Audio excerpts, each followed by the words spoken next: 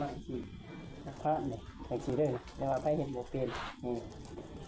สิเกี่ยวแบบว่าใครบ่เคยจัดนี่เนาะพันหัวจิใกล้ก่อนเนาะนี่พันหัวจิใกล้ที่โบทายเอาก่อนนั่นนะต้องไปถามป่าน้ำคอนี่ก็เตอสีเด้อนี่ยัดใส่ปากวันนี้เนาะเดี๋ยวเมื่อที่มาหอดอยู่บนใสวันนี้มั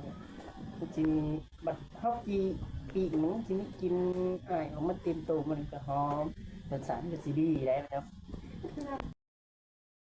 ตัวปลาโอ้ปลาเมโตบักใหญ่อุ้ยปลาเพิ่นว่าหากะใส่มองได้จากน้ำคลองขึ้นไหมนี่นี่กับปลาตัวใหญ่ตัวนี่ถ้าเกิดจับปางมาสิจะกระยันลงดำนี่เนาะนี่เรียบร้อยเองสินี่เกิดปลากินสิไข่ก่อน